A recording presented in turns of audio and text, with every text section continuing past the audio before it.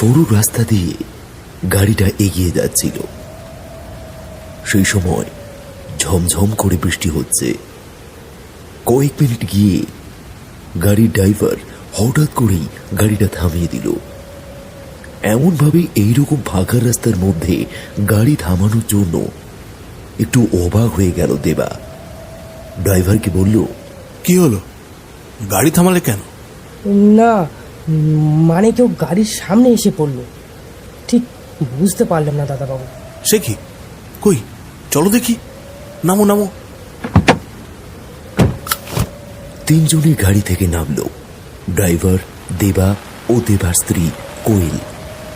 সেই সময় অন্ধকার হয়ে এসেছে। এদিকে বৃষ্টিও হচ্ছে তুমুল বেগে।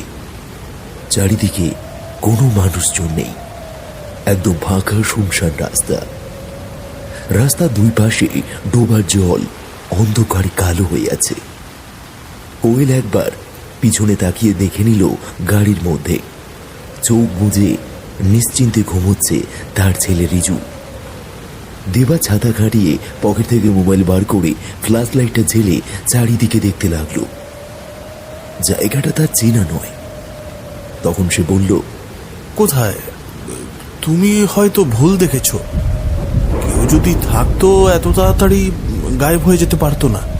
ছাড়ো, চলো, খুব বিদ্যুৎ চমকাচ্ছে, এরকম বাইরে দাঁড়িয়ে থাকা ঠিক হবে না। হতে পারে দাদাবাবু, তবে মনে হলো যেন চলুন বাদ দিক, যা যাক।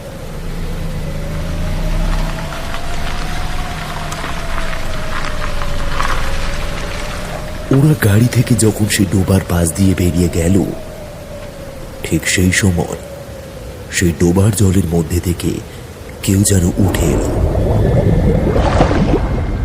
তারপর এক দৃষ্টিতে তাদেরকে দেখতে লাগলো।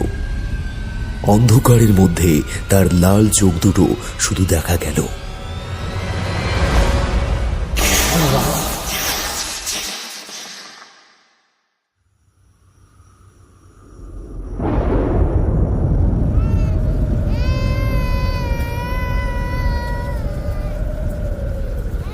কান্নার শব্দটা বন্ধ হতেই রান্নাঘরের কাছ থেকে প্রথমেই একবার গলা তুলে ডাক দিল কোয়েল, রিজু, রিজু। রিজু হঠাৎ চুপ করে গেল কেন? প্রথমে কোয়েলের মনে হয় এমনটা তো মাঝে মাঝে রিজু করেই থাকে। অকারণে কান্নার জন্য কোয়েল রান্নাঘর থেকে এসে কিংবা অন্য কোথাও থেকে এসে তাকে কোলে তুলে নেয়। কিন্তু আজকের কান্নাটা কেমন যেন অন্যরকম। আর তারপরেই চুপ করে যাওয়াটাও কেমন যেন অস্বাভাবিক। কান্নাটা যেন মাঝপথে হঠাৎ করে থেমে গেছে। বাইরে তখন সন্ধে নেমে আসতে শুরু করেছে। আকাশ গুড়গুড় করে ডাকতে শুরু করেছে, বৃষ্টি আসতে পারে। রান্নাঘরের শেষের দিকের কাজটুকুই করছিল কোয়েল, তাই একটু উদ্বিগ্ন হয়ে রান্নাঘর থেকে এক হাতে খুন্তিটা নিয়ে বাইরে বেরিয়ে আসে তাড়াহুড়ো করে। তারপর সামনের ঘরটা পেরিয়ে পাশের ঘরের দরজার কাছে এসে থমকে দাঁড়ায়।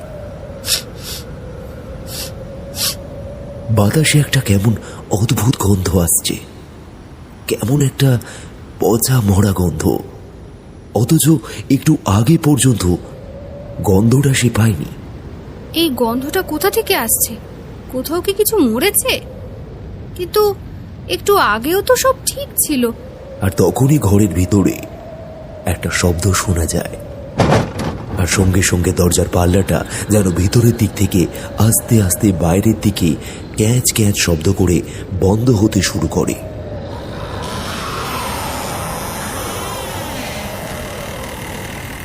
ঘরের ভিতরে জ্বলতে থাকা আলোটা এক মুহূর্তের জন্য কেমন যেন দপদপ করে ওঠে। আর সেই আলোতেই কোয়েল ঘরের দিকে তাকিয়ে দেখতে পায় রিজু ঘরের জানলাটার কাছে দাঁড়িয়ে আছে। তবে সে বাইরের দিকে নয়, সে তাকিয়ে আছে দরজার দিকে। ঘরের ভিতরে দপদপ করে জ্বলতে থাকা আলোটা আর দরজার পাল্লার মাঝে মাঝে বন্ধ হয়ে যাওয়া, এই দুটো ব্যাপার মিলে কোয়েলের চারপাশটা কেমন যেন অদ্ভুত একটা পরিবেশ তৈরি করে। তার মনে হয় তা ঠিক কানের কাছে ফিস ফিস করে কারা যেন কথা বলছে। আশেপাশের বাতাসটা এক মুহূর্তের জন্য ভারী হয়ে গেছে। রিজুর মাথাটা সোজাসুজি তার দিকে তোলা, কিন্তু তার মাথাটা যেন একটু ওপরের দিকে উঁচু করা আছে। তার মুখটা হাঁ করা, দুই চোখের পাতা যেন অস্বাভাবিকভাবে খোলা, যেন কেউ দুটো চোখ দুই আঙ্গুলের টেনে খুলে রাখার চেষ্টা করছে। রিজুর মুখের এক পাশ থেকে লালা বেরিয়ে আসছে, আর একটা গো গো শব্দ বেরিয়ে আসছে তার মুখ থেকে। কোয়েল ছুটে ঢুকতে গেল ঘরের ভিতর, কিন্তু দরজাটা দরাম করে বন্ধ হয়ে গেল। কোয়েলের চিৎকারটা ঘর ছাড়িয়ে বাড়ির আশেপাশে মুহূর্তের মধ্যে ছড়িয়ে পড়ল। পথের কাছ থেকে এই গ্রামেরই এক লোক রতন চ্যাটার্জি হাঁটতে হাঁটতে যাচ্ছিলেন। কোয়েলের মুখের এমন চিৎকার শুনে তিনি হুড়মুড় করে এসে ঢুকলেন বাড়ির ভিতরে। দরজার কাছে কোয়েলকে এমন ভাবে বসে থাকতে দেখে তিনি চমকে উঠে বললেন, কি হলো, কি হলো? একটা চিৎকার শোনা গেল মনে হলো, তাই এখানে এসে ঢুকলাম। সব ঠিক আছে তো? হ্যাঁ। কোয়েল দরজার কাছেই হুড়মুড় করে পড়েছিল। রতন চ্যাটার্জির কথা শুনে সে মনে মনে কেমন যেন ভয় পেল। ভয়ের স্বরে বলল, আমার রিজু এই ঘরের মধ্যে আটকে গেছে। ওই ঘরে কেউ আছে, ওই ঘরে আরো কেউ আছে। আহা, তুমি একটু শান্ত হও, একটু শান্ত হও। আর ওই তো ওই দেখো, রিজু তো ওই ঘরের মধ্যে আছে। ও আরে বাবা, একটু দেখে শুনে চলবে তো। এই তো ঘরের মেঝে বসে কেমন খেলছে, দেখো, ওই দেখো, একবার তুমি দেখে নাও। সত্যি তুমি না? কোয়েল পিছনে ঘুরে তাকালো। সত্যি ঘরের দরজাটা এখন খোলা। রিজু ঘরের মেঝেতে বসে এক মনে যেন কি একটা সাজিয়ে চলেছে। কোয়েল চিনতে পারল, হ্যাঁ, কয়েকটা বই সে নিজেই তাকে দিয়েছিল। আসলে এই বইগুলো কিনে এনে দিয়েছিল দেবা। কিছুদিন পরে এই মফস্বল একটি স্কুলে রিজুকে ভর্তি করার কথাও বলেছে। তাই বইপত্র এখন থেকে একটু নাড়াচাড়া করলে খানিকটা শিখতে পারবে। তাছাড়া সন্ধ্যের দিকে কাজকর্ম সেরে কোয়েল নিজেই রিজুকে নিয়ে পড়াতে বসে। দরজা খোলা দেখে কোয়েল আর দেরি করল না, এক মুহূর্তের জন্য ছুটে ঘরের ভিতরে ঢুকে গেল। তারপর রিজুকে কোলে তুলে নিয়ে তাকে জড়িয়ে ধরে কাঁদতে আরম্ভ করল। কিন্তু রিজু কিছুই বুঝতে পারল না। এমন একটা অদ্ভুত পরিস্থিতিতে কি করবে না বুঝে সেও মায়ের গায়ের ওপর মুখ রাখল। রতন চ্যাটার্জি বুঝতে পারলেন রাতের আধো অন্ধকারে কিছু একটা ভুল দেখেছে। তাই আর বেশিক্ষণ না দাঁড়িয়ে থেকে সেখান থেকে বাড়ির দিকে রওনা হলেন। যাওয়ার আগে কোয়েলকে বলে গেলেন, নতুন জায়গা তো, একটু সময় লাগবে। রাতের বেলা আধো অন্ধকারে কি দেখেছ? ভয় পেও না, ভয় পেও না, ভোলেনাথ আছেন, তিনি রক্ষা করবেন। জয় বাবা ভোলেনাথ, কোনো ভয় পেও না, কোনো ভয় পেও না। কিন্তু কোয়েল জানে সে ভুল দেখেনি, সে স্পষ্ট দেখেছে। জানলার কাছে দাঁড়িয়ে রিজু যেমন ভাবে তার দিকে তাকিয়েছিল সেটার অন্য কিছু হতে পারে না। তবে দরজা খোলার পরে কোয়েল আর একটা ব্যাপারও দেখতে পেয়েছিল, যেটা রতন চ্যাটার্জি দেখতে পাননি। ঘরের পিছনের দিকে জানলাটা খোলা ছিল। ওই জানলার কাছে কি যেন একটা ছায়া মতন এক মুহূর্তের জন্য দাঁড়িয়ে থাকতে দেখেছিল সে। তারপরেই অবশ্য জিনিসটা সেখান থেকে সরে যায়। কোয়েল রিজুকে ঘরের ভিতর থেকে আনার জন্য তাড়াহুড়োয় ব্যাপারটা ভালোভাবে লক্ষ্য করতে পারিনি, কিন্তু কথাটা পরে তার মনে হলো। কোয়েল মনে মনে ঠিক করল দেবা ফিরলে তাকে ব্যাপারটা জানাতেই হবে। কিন্তু দেবা রাতের বেলা ফিরে আসার আগেই সেদিন আবার একটা অদ্ভুত ব্যাপার কোয়েলের চোখে পড়ল। রাতের কাজকর্ম সমস্ত কিছু সেরে নিজের ঘরে যখন এসেছে সে, তখন সে দেখতে পেল রিজু বিছানার উপরে ঘুমোচ্ছে।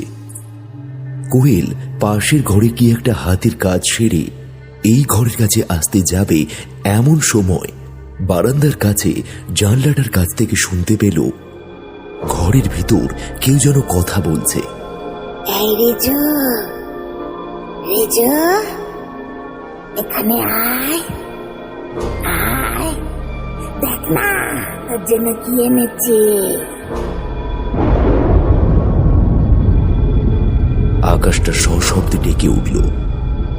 কোয়েল অবাক হয়ে যায়। কথাগুলো কে বলছে? হ্যাঁ, রিজুকেই তো বলছে। আর শুধু তাই নয়, গলাটা কেমন যেন অদ্ভুত। এক মুহূর্তের জন্য কোয়েলের মনে পড়ে গেল সন্ধ্যাবেলা দেখা সেই দৃশ্যটা। তাড়াহুড়ো করে এসে সামনের দিকে এগোতে যাবে এমন সময় জানলার পাল্লার সামান্য ফাঁক দিয়ে ঘরের ভিতরে নজর পড়তেই কোয়েলের বুকের রক্তটুকু যেন জল হয়ে গেল। বিছানার উপরে রিজু কখন যেন উঠে বসেছে। তার চোখ খোলা নাকি বন্ধ সেটা বোঝা যায় না। বিছানার ঠিক মাঝখানে আরো একটা কালো ছায়া মতন বসে আছে। ঘরের আলোটা কখন যেন নিভে গেছে। বাইরে থেকে চাঁদের আলো জানলা দিয়ে এসে যেটুকু ঘরের ভিতরে পড়ছে তাতেই দৃশ্যটা দেখা যায়। সেই কালো ছায়ামূর্তিটা নিজের মাথা দোলাতে দোলাতে অদ্ভুতভাবে কি একটা ফিসফিস করে বলছে, আর রিজু তার দিকে তাকিয়ে মাথা নাড়াচ্ছে। আর তারপরেই খিলখিল করে একটা হাসি শুনে কোয়েলের বুকে রক্ত হিম হয়ে যায়। রিজু রিজু এইরকম করছে কেন? আর ওটা কে? জানলা থেকে দরজা দূরত্ব খুব বেশি নয়, কিন্তু কোয়েলের মনে হলো সেই দূরত্বটা যেন অনেক বেশি। কোন রকমে সে দরজার কাছে এসেছে, কিন্তু কোয়েল আবার অবাক হয়ে গেল। কই রিজু? সে তো বিছানায় ঘুমোচ্ছে। ঘরের ভেতর ধপধপে আলো জ্বলছে, তবে জানলার পাল্লাটা খোলা। এই জানলাটা সে নিজে বন্ধ করেছিল, তবে পাল্লাটা খুলে গেল কি করে? কথাটা ভেবে ঘরের ভিতরের দিকে ঢুকতে যাবে এমন সময় তার কাঁধের উপর একটা হাতের চাপ এসে পড়তেই কোয়েল চমকে উঠে পিছনে ফিরল। আর সঙ্গে সঙ্গে দেখল ওর পিছনে সে দাঁড়িয়েছে দেবা। প্রথমে কোয়েল একটু ঘাবড়ে গেলেও দেবাকে দেখে সে ভয়ে ভয়ে জড়িয়ে ধরল। কি হয়েছে কোয়েল? তুমি এরকম করছো কেন? ওখানে ওখানে কেউ একটা আছে গো, ছায়া মতো। আমার আমার খুব ভয় লাগছে। আমি এখানে থাকতে চাই না। এই বাড়িতে নিশ্চয়ই কিছু একটা আছে। আমি আমি এখানে থাকতে চাই না, থাকতে চাই না। আরে আরে থামো থামো, আরে তুমি একটু শান্ত হও, শান্ত হও। ওই রকম করো না, শান্ত হও। দেখো, আমি সবই বুঝতে পারছি, কিন্তু তুমি তো জানোই ব্যাংকে আমার চাকরিটা এরকমই। বিভিন্ন জায়গায় যেখানেই আমাদের ব্রাঞ্চ খোলে সেখানেই আমায় গিয়ে থাকতে হয়। সমস্ত কাজকর্ম দেখাটাই আমার কাজ। তো ওই মাহুরিপুরে আমাদের ব্যাংকের নতুন ব্রাঞ্চ খুলছে, সেখানে আমার প্রায় মাস 3 কিংবা তার বেশি থাকতে হবে। তাই তোমাদের এখানে নিয়ে আসা। তোমার এই কাজটার জন্য আমাদের কোথাও একভাবে ভালোভাবে থাকা হবে না, বুঝলে? আর ছেলেটার পড়াশোনার ব্যাপারটা তো দেখতে হবে। ওকে তো এবার স্কুলে ভর্তি করাতে হবে। তুমি একদম চিন্তা করো না, মাহুরিপুর জায়গাটা খুব ভালো। তাছাড়া জায়গাটা গ্রাম হলেও আসলে মফস্বল। স্কুল রয়েছে, তাছাড়া একটু দূরেই হাসপাতাল, বড়সড় বাজার, এমনকি স্টেশনটাও কাছে। খুব একটা অসুবিধা হবে না। একেতেই এতটা দূরে, তার উপর নামই রয়েছে গ্রাম। যতই মফস্বল হোক না কেন, আমার কিন্তু ভালো লাগে না। অনেক কষ্ট করে সেবার দেবা কোয়েলকে রাজি করিয়েছিল, আর হবে নাই বা কেন। প্রায় বছর ঘুরতে না ঘুরতেই তাদের জায়গা বদল করতে হয়। এমনই একটা চাকরি হয়েছে দেবার। তার জন্য বছরের বেশিরভাগ সময় তাকে থাকতে হয় বাড়ি থেকে বাইরে। কিন্তু রিজু আবার দেবাকে ছেড়ে থাকতে পারে না, তাই অন্তত রাতের বেলা হলেও রিজুর সঙ্গে দেবাকে দেখা করতেই হবে। সেই কারণে এইবার যখন মাহুরিপুরে ওদের ব্যাংকের নতুন ব্রাঞ্চের জন্য ওদের যেতে হয়েছিল, তখন গোটা পরিবারকেই তুলে নিয়ে গেল দেবা। ওদের বাড়িটা কিন্তু মাহুরিপুরে হয়নি। মাহুরিপুরের পাশে চোরা ডাকাত বলে একটা গ্রাম আছে। সেই গ্রামেই একটা বাড়িতে থাকার ব্যবস্থা করে দিয়েছিল ওইখানকারই ব্যাংকের কর্তৃপক্ষরা। কিছুই করার নেই, এইসব জায়গা তো আর শহরের মতো নয়, উন্নতও নয় যেখানে চট করে হোটেল কিংবা ভালো বড় বাড়ি পাওয়া যাবে। বাড়িটা তবে খারাপ নয়, পাশাপাশি দুটো ঘর, রান্নাঘর, বাড়ির পিছনে বাথরুম, এমনকি বাড়ির সামনে খানিকটা ফাঁকা জায়গা আর পিছনে ছোট মতো পাঁচিলও রয়েছে। এক কথায় জায়গাটা কোয়েল কিংবা দেবা দুজনেরই পছন্দ হয়েছিল। তাই একদিন সময় করে তাদের সংসারের টুকিটাকি জিনিসপত্র তুলে নিয়ে একটা গাড়ি ভাড়া করে ওরা এসে পৌঁছলো এই বাড়িতে। তারপর থেকেই আর তেমন কিছুই ঘটেনি, কিন্তু সেই দিন হঠাৎ করেই সমস্ত কিছু কেমন যেন এলোমেলো হয়ে গেল। রাতের বেলা দেবাকে সমস্ত কথা বলতেই দেবা বলল, আমার মনে হয় তোমার একটু কাজের প্রেসার বাড়ছে। একা একা থাকো তো সারাদিন, তাই এমনটা হচ্ছে। আশেপাশের লোকজন তো রয়েছে, তাদের সঙ্গে কথাবার্তা বলবে একটু। আমার ফিরতে ফিরতে তো সন্ধে হয়ে যায়। একা থাকলে মানুষ এমন অনেক কিছু দেখে। কিন্তু আমি সেভাবে তেমন কিছু দেখেছি বলে তো বলছি না, তবে আমার মনে হচ্ছে রিজুর সঙ্গে কেউ যেন থাকে। বিশেষ করে অন্ধকার নামার পরে বাড়িতে আরও একজন আসে, তুমি বিশ্বাস করো। আর সন্ধ্যের পরই আকাশ কেমন যেন কালো হয়ে আসে, কিরকম যেন একটা থমথমে ভাব। দিনের বেলা আকাশ এরকম থাকেই না, কিন্তু অন্ধকার নামলেই। তোমার ভূতের ভয়ের কথা আমার জানা আছে, তাই এখানে আসার আগে আমি ভালো করে খোঁজ নিয়েছি। এই বাড়িতে কিন্তু তেমন কোনো ব্যাপার নেই। ব্যাংক কর্তৃপক্ষ এই বাড়িটা আমাদের জন্যই পাকা করিয়ে দিয়েছে। তাছাড়া খুব বেশি দিন আমাদের এখানে থাকতে হবে না।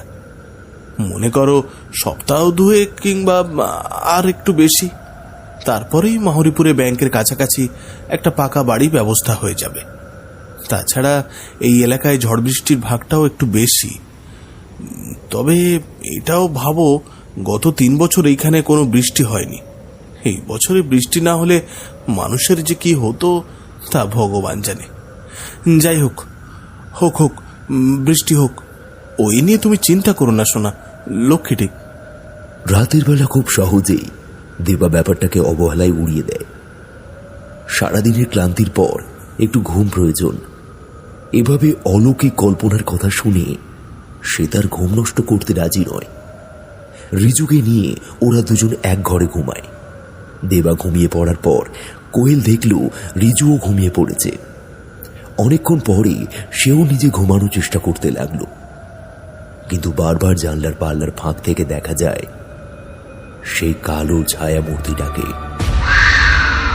ওটা কে দাঁড়িয়ে আছে? কোয়েল ভালো করে দেখার চেষ্টা করলো, কিন্তু অন্ধকারের মধ্যে তার মুখটা ভালো করে দেখা যায় না। তার চোখের ভুল নয় তো। আকাশটা আবার ডেকে উঠল এবং কয়েক মিনিট বাদেই ঝমঝম করে বৃষ্টি পড়া শুরু হয়ে গেল। এখনো সেই মূর্তিটা যায়নি, ওই বৃষ্টির মধ্যে ঠাঁই দাঁড়িয়ে আছে। হাত নেড়ে নেড়ে ও কাকে ডাকছে? কোয়েল জানলার সামনে গিয়ে দাঁড়ায়। ছায়া মূর্তিটা তখন আরেকটু এগিয়ে আসে, মাথাটা নিচু করে আছে সে। এই, তোমার ছেলেকে একটু রেখে দাও না বাবা, ওর না আমার খুব ভালো লাগে, খুব মিষ্টিও, একটু রেখে দাও না। তুমি কে? কোথায় থাকো? আমি থাকি মানে? হ্যাঁ, এখানেই থাকি তো। এই রিজু কোথায় গো? ওকে ঘুমিয়ে পড়েছে? তুমি রাত করেই কেন আসো? দিনের আলোতে তো তোমাকে দেখতে পাই না। আর তুমি তোমার মুখটা ঢাকা দিয়ে রেখেছো কেন? তুমি একটু ঢেকে দাও না। চলে যাও এখান থেকে, আর কখনো এখানে আসবে না, যাও। সেটা আর হবে না রে বউ, সেটা তো হবে না। কথাটা বলতে বলতে সেই ছায়া মূর্তির ঘাটটা কেমন যেন ঘুরে যায় পেছনের দিকে। কোয়েল ভয়ে দুপা সরে আসে। শনশন হাওয়ার দাপটে ছায়ামূর্তির ঘোমটাটা খুলে যায় এবং সেই মূর্তিটা পিছন দিকে ঘুরে তাকানোর সাথে সাথেই কোয়েলের হৃৎপিণ্ড মুহূর্তের জন্য স্তব্ধ হয়ে যায়। তা হবে না রে বউ, তা তো হবে না। ওকে আমি নিয়ে যাবই, কেউ পারবে না আটকাতে, কেউ না। কোয়েলের চোখটা কেমন যেন ঝিমিয়ে এলো। ওই নারী মূর্তি দুটো রক্তবর্ণ চোখ দেখে তার মাথাটা ঘুরে যায়, তারপর মাটিতে ধরাস করে পড়ে গিয়ে জ্ঞান হারিয়ে ফেলে।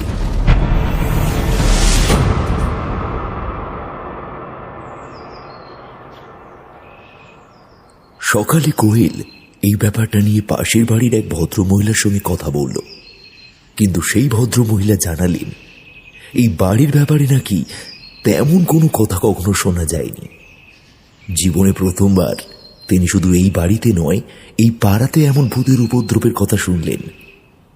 কোয়েল সত্যিই অবাক হয়ে গেল। তার মানে তো সে ছাড়া আর কেউই ব্যাপারটা বিশ্বাস করতে চাইছে না। কিন্তু সত্যিই কি সে ঠিক দেখেছে, নাকি তার মনের ভুল?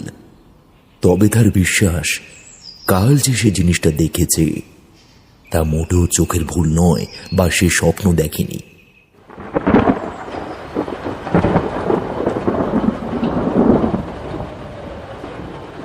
এইভাবে আরো 2 দিন কেটে গেল। তৃতীয় দিনের দিন সন্ধ্যাবেলায় আবার নামলো বৃষ্টি। কোয়েল রিজুকে নিয়ে বিছানার উপরে পড়তে বসেছিল। ঘরে আলো জ্বলছে। রিজু নিজের মনে বইয়ের দিকে তাকিয়ে কি যেন পড়ে চলেছে, আর কোয়েল একটা ম্যাগাজিনের পাতা উল্টাছিল। শহরে থাকার সময় ম্যাগাজিনের অভ্যাসটা তার হয়েছিল। তাছাড়া ছোট থেকেই বইপত্র পড়তে সে বড়ই ভালোবাসে। তাই এখানেও দেবা মাঝে মাঝে ম্যাগাজিন নিয়ে আসে।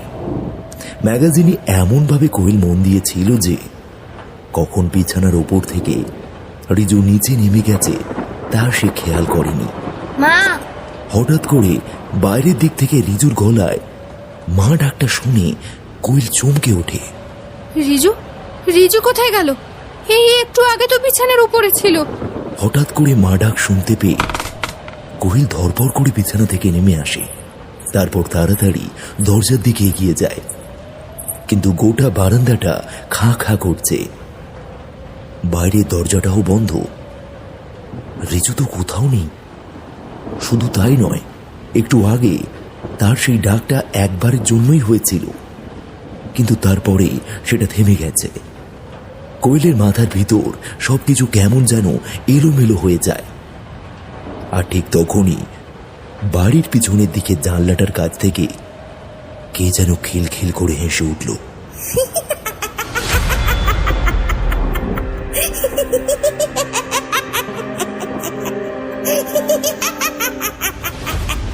একটা মেয়েলি গলায় কে যেন হাসছে।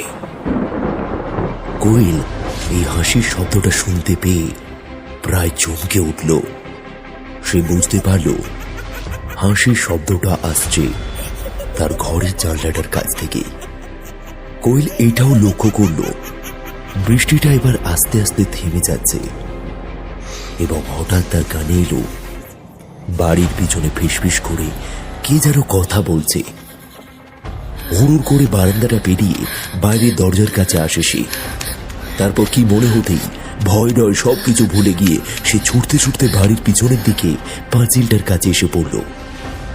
পাঁচিল থেকে বাড়ির দেওয়ালের দূরত্ব খুব বেশি নয়। এই দুইয়ের মাঝখানে ঠিক জানলার কাছটায় মাটির উপর উবু হয়ে বসে ওটা কে বসে আছে? আকাশ মেঘলা, তাই কে বসে আছে তা বুঝতে পারল না কোয়েল। কে ওখানে?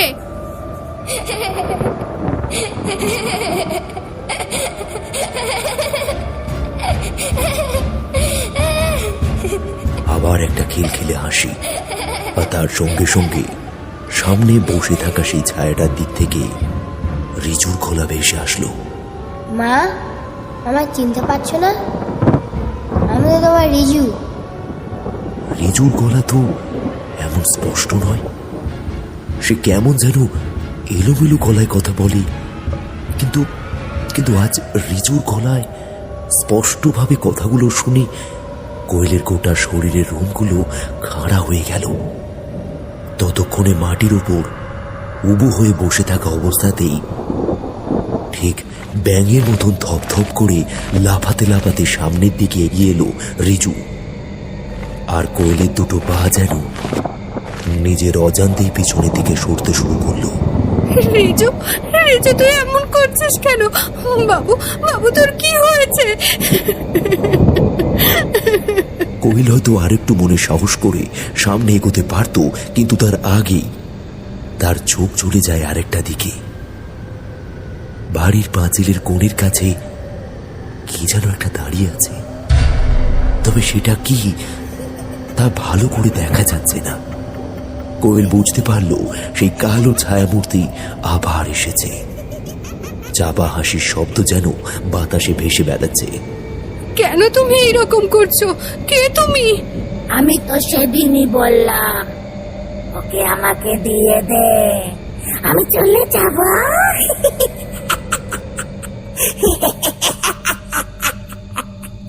দিয়ে দে। কিছুতেই না, আমার ছেলেকে আমি তোমাকে দেবো কেন? কথাটা বলে কোয়েল এগিয়ে গেল। রিজুকে কোলে তুলতে যাবে, ঠিক সেই সময় রিজু আচমকায় তার মার হাতে কামড় বসিয়ে দেয়। রিজু, কি করছিস তুই? লাগছে। তোর কি হলো? তুই তুই এইরকম? কোয়েল আশ্চর্য হয়ে যায়। কোথায় কি? কোথায় বাড়ির পিছনের দেওয়াল? রিজু কোথায়? আর সেই ছায়ামূর্তি? আর সে তো বাড়ির পিছনে নেই। সে বসে আছে ঘরের বিছানার উপরে। সাদা আলোর নিচে ম্যাগাজিনটা হাতে ধরা অবস্থাতেই সে বসে রয়েছে। রিজু দু হাতে তার হাত থেকে ম্যাগাজিনটা টানছে, আর কি কারণে যেন কাঁদছে। এই তো রিজু এইখানে রয়েছে। তবে তবে ওইটা তাহলে কি ছিল? কি হচ্ছে তার সাথে? কোয়েল তাড়াতাড়ি রিজুকে কোলে তুলে নেয়, কিন্তু তখনই রিজুর মুখ থেকে সে কান্নাটা যেন আস্তে আস্তে থেমে আসতে থাকে। কোয়েলের বুকের ভিতর তখন ধকধক করতে শুরু করেছে। সে রিজুকে নিচের দিকে নামিয়ে কিছু একটা বলতে যাবে, তার আগেই সে শুনতে পায়, রিজুকে চাই আমার, তুই ওকে আটকে রাখতে পারবি না, কিছুতেই পারবি না, পারবি না।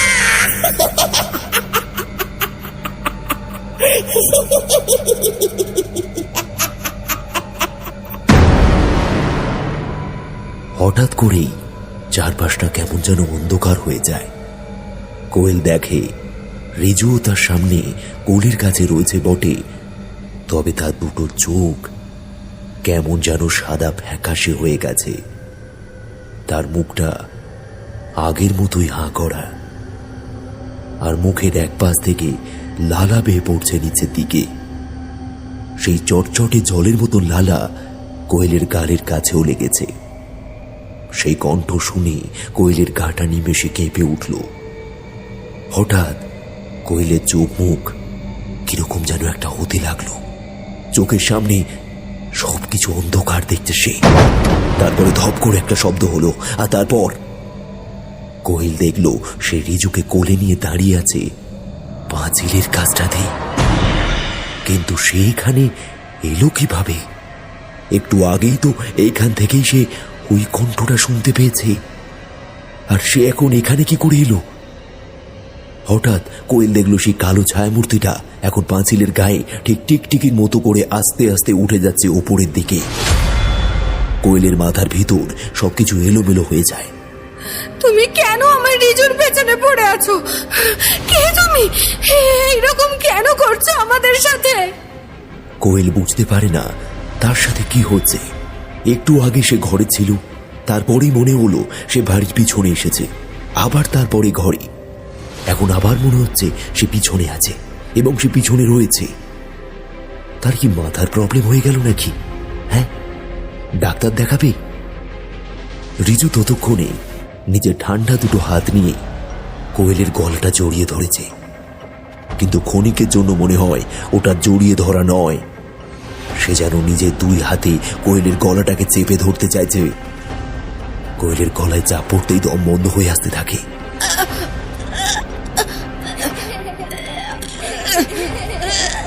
একটা খিলখিলে হাসি হেসে উঠল রিজু। তার দাঁতের শাড়িগুলো যেন অন্ধকারের মধ্যে ঝকঝক করতে থাকে। তবে এই হাসিটা রিজুর নয় তো, তাহলে কার? যেন মনে হচ্ছে রিজুর শরীরে কোনো অশরীরই প্রবেশ করেছে। কোয়েল আর থাকতে পারল না, অসম্ভব ভয়ে ভয়ে সে বলে উঠল, রিজুর মুখের ভেতর এতগুলো দাঁত এলো কোথা থেকে? অসংখ্য দাঁত ওর মুখের ভেতরে কি করে? না না, এটা হতে পারে না। আমি নিশ্চয়ই স্বপ্ন দেখছি। হে ভগবান! কোয়েল অনেক কষ্টে রিজুর হাতটা তার গলা থেকে ছাড়িয়ে নিয়েছিল এবং তারপর তাকে কোলে থেকে নামাবার চেষ্টা করতে যাবে। ঠিক সেই সময় রিজু দুটো হাত আবার যেন কোয়েলের গলার কাছে শক্ত আঠার মতন লেগে গেল। রিজু হাঁ খরা মুখের ভিতর থেকে সেই অজস্র দাঁতগুলো যেন আস্তে আস্তে বাইরে বেরিয়ে আসতে থাকে। কোয়েলের দুই চোখ ভয়ে বন্ধ হয়ে যায়, তার কপালে বিন্দু বিন্দু ঘাম জমা হয়েছে। কোয়েল একটা তীব্র চিৎকার করে ওঠে, সঙ্গে সঙ্গে তার দুই চোখ বন্ধ হয়ে যায়।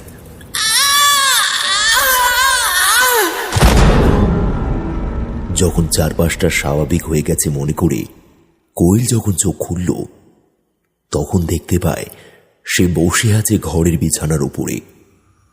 রিজু কখন যেন বই পড়তে পড়তে ঘুমিয়ে পড়েছে। কাঁপা কাঁপা হাতে রিজুর গায়ের উপরে হাত রাখতেই কোয়েল বুঝতে পারে রিজুর শরীরটা সত্যি সত্যি যেন ঠান্ডা। দেবা বাড়ি আসতেই কোয়েল সমস্ত কথা তাকে বলল। দেখো, তোমার কথায় আমি আশেপাশের কয়েকজনকে জিজ্ঞাসাবাদ করেছি, কিন্তু এই বাড়িতে কোনো সমস্যার কথা কিন্তু কেউ বলেনি। তবে হ্যাঁ, একটা ব্যাপার ওরা বলেছে। দেবার কথায় কোয়েল যেন একটা রাস্তা খুঁজে পায়। তার মুখের দিকে উদ্গ্রীব হয়ে তাকাতেই দেবা বলল, মনে আছে আমরা যখন চোরাডাকাত গ্রামের ওই পথে, মানে সেই একটা ডোবার কাছে গাড়ি থামিয়েছিলাম, ড্রাইভার বলল নাকি কি একটা দেখেছে সে? হ্যাঁ, মনে আছে। এই গ্রামে ঢুকতে ঢুকতেই তো সন্ধ্যা হয়ে গেছিল, আর ওই ডোবাটার কাছেই তো থেমেছিলাম। তোমায় তখন বলিনি, তুমি ভয় পাবে বলে। তাছাড়া রিজুও ঘুমোচ্ছিল। ড্রাইভার কিছু একটা দেখে গাড়ি থামালেও গাড়ি থেকে নেমে এসে আমি যখন জিজ্ঞাসা করলাম, তখন ও বলল ও নাকি একটা কাউকে রাস্তার মাঝখানে দাঁড়িয়ে থাকতে দেখেছিল। অথচ গাড়ি থেকে নেমে যখন আমরা দেখলাম, তখন আশেপাশে কোথাও কিছু নেই। তুমি তো দেখেছো রাস্তাটার দুপাশেই ডোবা, আর ডোবার ধার দিয়ে জঙ্গল মতো। ওই পথে যদি কেউ থাকে, তাহলে অল্প সময়ের মধ্যে যাবে কোথায়? কোয়েলের বুকের ভিতরটা যেন কেমন করে উঠল। পাশের বাড়ির ভদ্রমহিলাও যেন ওই রাস্তাটার ব্যাপারে বলছিল না? হ্যাঁ, আর ওই ডোবার ব্যাপারেও কিছু একটা বলছিল। তার এখন ঠিক খেয়াল পড়ছে না, তবে বলেছিল। আমার কিন্তু মনে হচ্ছে সত্যি সত্যি কিছু একটা হচ্ছে। সত্যি সত্যি এই বাড়িতে কিছু একটা আছে। আমি এতটা চোখের ভুল দেখলাম কি করে? আর এই দেখো, আমার গলায়। কোয়েলের গলার দিকে তাকাতেই কেমন যেন চমকে উঠে দেবা। কোয়েলের গলার দিকে লম্বা লম্বি কয়েকটা আঙুলের ছাপ, ছোট ছোট আঙুলের ছাপ, কেমন যেন লালচে হয়ে গেছে। খুব বেশি স্পষ্ট না হলেও ভালোভাবে দেখলে বোঝা যায়। ব্যাপারটাকে তো আর এমন ভাবে উড়িয়ে দেওয়া যাচ্ছে না। এমন কিছু হয়নি তো যে কোনো খারাপ জিনিস রিজুর পিছু নিয়েছে? শুনেছি তো বাচ্চাদের এই সমস্ত খারাপ জিনিসগুলো খুব বেশি আকর্ষণ করতে পারে। আমি জানি না, তুমি ব্যাংকে কথা বলে ওই মাউরিপুরে যে পাকা বাড়ির কথা বলেছিলে, ওইখানে একটা ব্যবস্থা করো। এই বাড়িতে থাকতে আমার একদম ভালো লাগছে না। এই গ্রাম ভালো না, তুমি এখান থেকে আমাদের নিয়ে চলো। কথাগুলো বলতে বলতে কোয়েল কাঁদতে কাঁদতে লুটিয়ে পড়ে দেবার গায়ের উপর।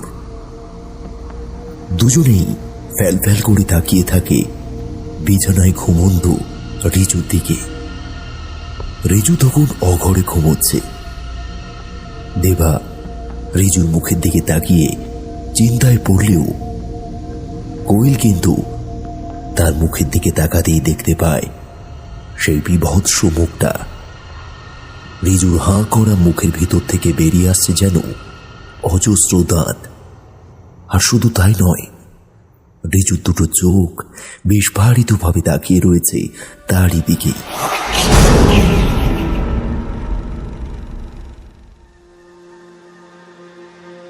দুদিন হলো মাহুরিপুরে একটা নতুন পাকা বাড়িতে ওরা এসে উঠেছে। দিন সাতেকের মধ্যেই সমস্ত ব্যবস্থা করে ফেলেছিল দেবা। আসলে ব্যাংক কর্তৃপক্ষের এই বাড়িটাই ওদের প্রথম থেকে দেওয়ার কথা ছিল, কিন্তু কি একটা সমস্যা হওয়ায় আর বাড়ির কাজগুলো না হওয়ায় তাই জন্য তারা পাশের গ্রাম চোরা ডাকাতে তাদের ব্যবস্থা করে দিয়েছিল। এখানে এসে কিন্তু কোয়েল বেশ খুশি হয়েছিল। ভালোই হয়েছে, ওই বাড়ির ভয়টা আর থাকবে না। তাছাড়া বাকি দিনগুলোতে আর তেমন কিছুই ঘটেনি।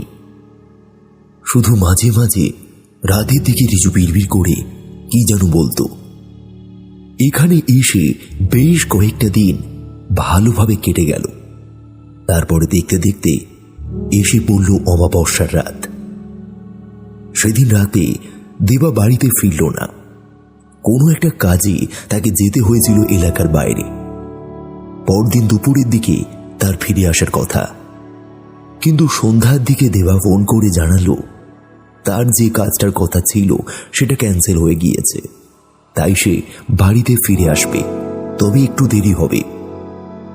একেতেই অমাবস্যার রাত, তারপর দেবাও বাড়িতে নেই।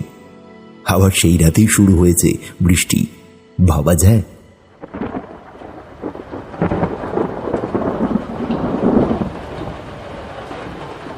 কোয়েল দেরি করল না। তাড়াতাড়ি রাতের খাওয়া দাওয়া সেরে রিজুকে নিয়ে বিছানায় ঘুমোতে গিয়েছিল। এখানে আশেপাশে বেশ কয়েকটা বাড়ি রয়েছে। তাছাড়া ঘর থেকে বাইরে বেরোলেই লোকের মুখ দেখা যায়। তাই ভয় জিনিসটা কোয়েলের আর আগের মতন জড়িয়ে ধরতে পারল না। কোথায় একটা তীব্র বাজ পড়ার শব্দে কোয়েলের ঘুমটা ভেঙে গিয়েছিল। একবার রিজুকে ভালো করে দেখে নিয়ে বিছানা থেকে উঠে বাথরুমে ঢুকে আলোটা জ্বালাতেই সে অবাক হয়ে গেল। আলো জ্বলছে না কেন? আবার কি হলো? এই বাড়িতে আসার পর থেকে লাইটের একটা না একটা সমস্যা লেগেই রয়েছে। তার উপরেই হতচ্ছাড়া বৃষ্টি বিরক্ত করে মারল। উফ! তাড়াতাড়ি বাথরুম থেকে বেরিয়ে কোয়েল অবাক হয়ে যায়। বাথরুমের দরজাটা খুলতেই গোটা বাড়িটা হঠাৎ করেই অন্ধকার হয়ে গিয়েছে। কোয়েল লক্ষ্য করল শুধু গোটা বাড়িতে নয়, যেন আশেপাশে কোথাও এতটুকু আলো নেই। গোটা গ্রামটাই মনে হয় লোডশেডিং হয়ে গিয়েছে। কথাটা মনে করেই কোয়েল তাড়াতাড়ি রিজুর ঘরের দিকে এগোল। কিন্তু আশ্চর্য, রিজুর ঘরে আলো জ্বলছে। হ্যাঁ, কোথায় থেকে যেন একটা মোমবাতির আলো তার ঘরে এসে পড়েছে।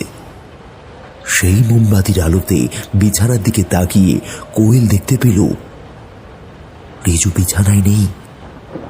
কোথায় গেল সে? এটা ভাবতে ভাবতেই ঘরের ওপরের দিক থেকে একটা হিস হিস টানা শব্দ শুনতে পেয়ে কোয়েলের বুকের ভিতর হৃৎপিণ্ডটা যেন ধপ করে উঠল। রিজু কখন যেন সিলিং এর ওপরে উঠে গেছে। শুধু তাই নয়, দু হাতে পায়ে সিলিং সেটি একেবারে টিকটিকির মতো আঁকড়ে ধরে মাথাটা ঘুরিয়ে দেখছে কোয়েলের দিকে। একটা আর্ত চিৎকার বেরিয়ে এলো কোয়েলের মুখ দিয়ে। বাবু, বাবু, ওখান থেকে নেমে আয়! ওখান থেকে নেমে আয় বলছি! রিজু কোনো উত্তর দেয় না, খালি খিলখিল করে হাসে। কোয়েল রুদ্ধশ্বাসে ঘরের দরজাটা চেপে ধরে। মোবাইলটা যে কোথায় রাখা রয়েছে, একবার দেওয়াকে ফোন করলে হয়। আশেপাশে এত অন্ধকারের মধ্যে কিছুই তো বোঝা যায় না। ঘরের মধ্যে মোমবাতির আলো আর রিজুকে ছাড়া অন্য কোথাও কোনো কিছুই দেখা যাচ্ছে না। কোয়েলের শরীরটা পাথরের মতন হয়ে যেতে শুরু করে। তবুও সে প্রাণপণে রিজুকে নিচে নামাবার চেষ্টা করে, কিন্তু রিজু খিলখিল করে হাসে আর অদ্ভুত কিছু কথা বলতে থাকে। পাশের গ্রামের বাড়িতে পাওয়া সেই পুরনো ভয়টা আবার যেন নতুন করে জাঁকিয়ে ধরে কোয়েলকে। রিজু এবার সেদিক থেকে টিকটিকির মতন উল্টো হয়ে হাঁটতে হাঁটতে এগিয়ে আসে কোয়েলের মাথার উপরের দিকে দেওয়ালে। তারপর দেওয়াল বেয়ে নামতে থাকে নিচের দিকে। কোয়েল এতটাই অবাক হয়েছে যে সেখান থেকে পালাবার কথা সে ভাবতেও পারেনি। কে তুমি কেন আমাদের পিছু নিয়েছো? কেন আমাদের ভালোভাবে বাঁচতে দিচ্ছ না? চলে যাও বলছি, তুমি চলে যাও। আমি এখান থেকে যাব না, আর যদি যাই তাহলে রিজুকে নিয়ে যাব।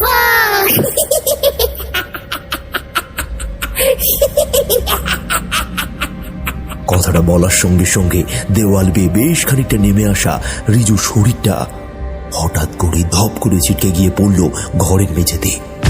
কোয়েল ছুটে যাবে তার দিকে, তার আগেই অদৃশ্য কোনো একটা শক্তি তার চুলের মুঠিটা ধরে ছিটকে ফেলে দিল দেওয়ালে।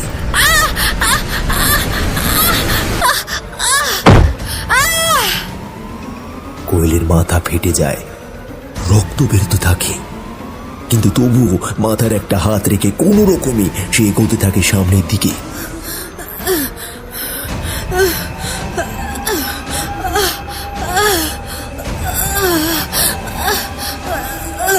ঘরের মাঝখানে রিজু মাটির ওপরে পড়ে ছটফট করছে।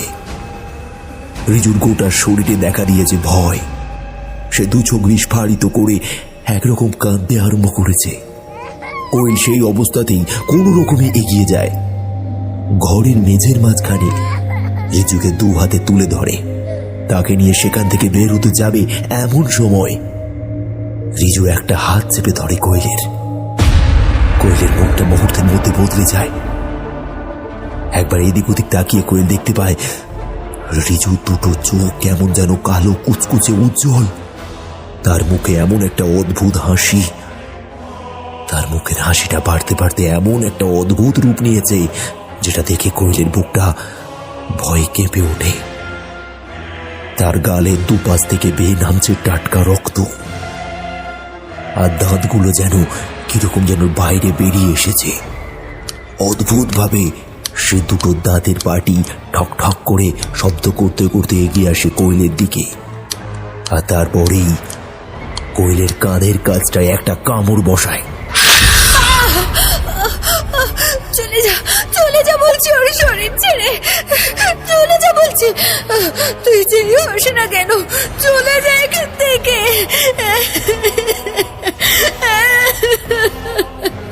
কোয়েলের চিৎকারের সঙ্গে সঙ্গেই তার বুক ভাঙা কান্না বেরিয়ে আসতে থাকে। রিজু কিন্তু মুহূর্তের মধ্যে কেমন যেন বদলে যায়। তার চোখে মুখে দেখা যায় ভয়। সে কেমন যেন ব্যথায় ছটফট করতে থাকে। ওইটুকু একটা বাচ্চার যে কি কষ্ট হচ্ছে আর সে কতটা ভয় পেয়েছে তা তার মুখ চোখ দেখলে জলের মতন বোঝা যায়। কেউ তোকে নিয়ে যেতে পারবে না, আমি থাকতে কেউ তোকে নিয়ে যেতে পারবে না, কেউ না। রিজু অতি কষ্টে যাকে দেখতে পেয়েছে তার রূপের বর্ণনা করল। তার মাথার চুল বেশ লম্বা, হিংস্র দুটো কালো কুচকুচে চোখ, তার মুখের ভিতরে অজস্র দাঁত, আর গোটা শরীর যেন রক্ত মাংসে একটা দোলা দিয়ে তৈরি। আমি তোর কিচ্ছু হতে দেব না, তোকে নিয়ে আমি এখনই এখান থেকে চলে যাব। কথাটা বলে নিজের যন্ত্রণা বেদনা সবকিছু উপেক্ষা করে কোয়েল রিজুকে কোলে করে বাইরের দরজাটাকে লক্ষ্য করে অন্ধকারে ছুটতে থাকে। ছুটতে ছুটতে দরজার কাছে এসে পড়েছে সে। এমন সময় দরজার বাইরে থেকে একটা ধাক্কা শোনা যায়। কোয়েল কোয়েল কোয়েল দরজা খোলো, কোয়েল কোয়েল কোয়েল দরজা খোলো। আর তোমার ফোনটা ট্রাই করছি, একবারও পাচ্ছি না। কি হলো কোয়েল, শুনতে পাচ্ছ? কোয়েল কোয়েল দরজা খোলো। কোয়েল মুহূর্তের মধ্যে যেন ভেঙে পড়ে। সঙ্গে সঙ্গে দরজাটা একটা হ্যাঁচকা টানে খুলে দিতেই বাইরে থেকে দেবা ভেতরে ঢোকে। কোয়েলের এমন অবস্থা দেখে সে কেমন যেন চমকে ওঠে। কোয়েল তার গায়ের উপর ঝাঁপিয়ে পড়ে, তারপর সমস্ত ব্যাপারটা দেবাকে বলে। কিন্তু রিজু কোথায়? আর তুমি বললে তোমার মাথা ফেটেছে, কাঁধের কাছটায় বাবু কামড়ে দিয়েছে, কিন্তু কোথায়? দেবার কথায় কোয়েল অবাক হয়ে যায়। সত্যিই তো, তার কোলেই তো রিজু ছিল। তাহলে তাহলে সে কোথায় গেল? আর তার মাথায় কিংবা কাঁধের কাছে তো কোথাও কোনো রক্ত নেই। হ্যাঁ, সে সম্পূর্ণ সুস্থ, স্বাভাবিক। শুধু এই কি সে ভীষণ রকমের ভয় পেয়েছে। দেবার একটা হাত ধরে, তারপর আস্তে আস্তে এগিয়ে যায় ঘরের দিকে। দুটো ঘরই এখন আলো জ্বলছে, শুধু বারান্দাটাই অন্ধকার। কোয়েলের মাথার ভিতর কেউ যেন মস্ত বড় হাতুড়ি দিয়ে দমদম করে আঘাত করছে। দেবা কি যেন বলে চলেছে, কিন্তু সেই কথা কোয়েলের কানে ঢুকছে না। সে ভয়ে আতঙ্কে প্রায় সাদা হয়ে শুনতে পায় ঘরের ভিতর থেকে ভেসে আসছে সেই বিভৎস গলাটা। বলেছিলাম না রিজুকে নিয়ে যাব, নিয়ে যাব, ও এখন আমার। দেবা কোয়েলকে নিয়ে ঘরের দরজার কাছে গিয়ে দাঁড়ায়। তারপর একটা দীর্ঘশ্বাস ফেলে বলে, এই তো রিজু ঘুমোচ্ছে। তুমি যে কি বলো না, তোমার কথার কিছুই বুঝতে পারি না। কোয়েল দরজার কাছে এসে দাঁড়াতেই দেখে সত্যিই রিজু ঘুমোচ্ছে। ঘরের মধ্যে কোথাও কিছু নেই, কিন্তু ওই কথাগুলো সে তখন শুনতে পাচ্ছিল। দেবা কোয়েলের হাত ছেড়ে ঘরের ভিতরে গিয়ে ঢোকে। দেবা এক পা করে পা বাড়াচ্ছে, আর এদিকে কোয়েলের বুকটা ধকধক করছে। দেবা এগিয়ে গিয়ে সামান্য ঝুঁকে রিজুকে বিছানা থেকে তুলতে যাবে, এমন সময় ঘরের আলোটা একবার ধপধপ করে ওঠে।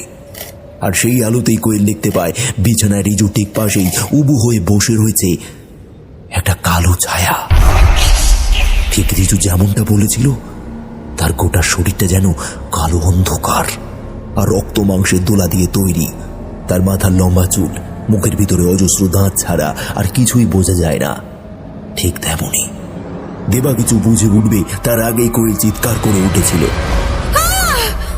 আর সেই চিৎকারেই সেদিন দেবার প্রাণ বেঁচে গিয়েছিল। তার কারণ রিজুর পাশে থেকে সেই কালো ছায়া মূর্তিটা দেবাকে মারতেই যাচ্ছিল। তার আগেই দেবা পিছনে ফিরে কোয়েলের দিকে তাকাতেই সেই কালো ছায়াটা দেবার ঘাড়ের কাছে আঁচড় বসিয়ে দেয়। যদি কোয়েল চিৎকারটা না করতো, তবে সেই আঁচড়টা দেবার গলার নলির ওপরে গিয়ে পড়ত। দেবা অতি কষ্টে রিজুকে কোলে তুলে নেয়, তারপর বেরিয়ে আসে ঘর থেকে। কোয়েল পালিয়ে চলো, কোয়েল পালিয়ে চলো, এখান থেকে পালিয়ে চলো, কোয়েল পালিয়ে চলো, পালিয়ে চলো, পালিয়ে চলো কোয়েল, এখান থেকে পালিয়ে চলো। দুজনে মিলে প্রাণপণে ছুটতে থাকে সামনের দিকে। দেবার কোলে রয়েছে রিজু। তারা কোথায় ছুটছিল, কতক্ষণ ধরে ছুটছিল, তাদের ভালোভাবে মনে পড়ে না। তার কারণ তাদের দুজনেরই চোখ হঠাৎ করে ঝাপসা হয়ে গিয়েছে। ওরা ভালোভাবে কিছু দেখতে পাচ্ছে না। হঠাৎ কি মনে হতেই থমকে দাঁড়ায় ওরা, আর তারপরেই অবাক হয়ে যায় চারপাশটা তাকিয়ে। তার কারণ তারা যেখানে এসে দাঁড়িয়েছে সেখানে গ্রামের সেই রাস্তাটা, যার দুই পাশে দুটো মস্ত বড় ডোবা। সেই ডোবার পাশ দিয়ে জঙ্গল মতন উঠে এসেছে। এটা তো সেই জায়গা যখন তারা প্রথম চোরা ডাকাতের গ্রামে প্রবেশ করেছিল। ড্রাইভার বলেছিল কেউ একটা গাড়ির সামনে ঝাঁপিয়ে পড়েছে, কিন্তু কোয়েলের মাথাটা কেমন ধপধপ করতে থাকে। এত তাড়াতাড়ি এই গ্রামে এলো কি করে? কিসব হচ্ছে? আমরা আমরা আমরা এখানে এলাম কি করে? আমিও বুঝতে পারছি না কিছু। তবে থামলে চলবে না। যত গন্ডগোল এই জায়গাটাকে কেন্দ্র করে, এখান থেকে আগে পালিয়ে যেতে হবে আমাদের। ওরা পালাতেই যাবে এমন সময় ঝড় উঠল, বিশাল কালবৈশাখীর মহাঝড়। আর তারপর যেদিন ওকে প্রথম দেখেছি সেদিনই আমার পছন্দ হয়েছে। আমার কতদিন একটা ছেলের শখ ছিল, কতদিন। যেদিন থেকে আমার নিজের ছেলেটা মরে গেল, সেদিন থেকে আমি বড় একলা হয়ে গেলাম। তাই তাই তাই তাই ওকে দেখে আমি ঠিক করেছি, ওকে আমি আমার কাছে এনে রাখবো। রিজু, রিজু, আমার সঙ্গে যাবি তো? হ্যাঁ ভাই, যাবি তো? কিন্তু ও তো আমার ছেলে, তাহলে তুমি কেন ওকে নিয়ে যাচ্ছ? ও কোনোদিন তোমার কাছে যাবে না। দেবা আর কোয়েল দেখতে পায় একটা কালো মতন ছায়া খেজুর গাছের মাথার উপর থেকে আস্তে আস্তে করে নিচে নেমে আসছে। এই কথা শুনেই সেই ছায়ামূর্তির চোখটা রাগে জ্বলে উঠল, আর তারপরেই দেবার বাঁ হাতটা মট করে আওয়াজ হলো। দেবা চিৎকার করে উঠল যন্ত্রণায়। রিজু কোল থেকে মাটিতে পড়ে গেল। কোয়েল এগিয়ে যাবে, কিন্তু হঠাৎ করে কোনো এক অদৃশ্য হাত তার চুলের মুঠি ধরে ছুঁড়ে দিল সামনে সুপারি গাছের দিকে।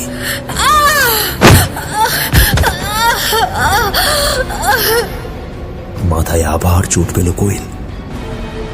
দুজনেই এখন যন্ত্রণায় ছটফট করছে, আর তাদের পাশেই শুয়ে আছে রিজু। কোয়েল বাবা ভোলেনাথকে বারংবার ডাকছে। সমস্ত বিপদে বাবা ভোলেনাথ তার পাশে এসে দাঁড়ায়, তাকে রক্ষা করে। তার বিশ্বাস আজও তিনি রক্ষা করবেন।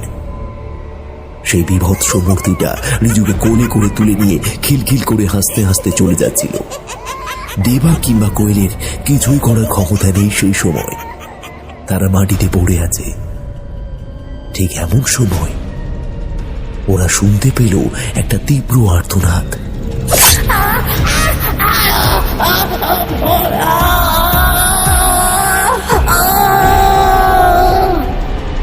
দেবা আর কোয়েল বুঝতে পারল না হলোটা কি।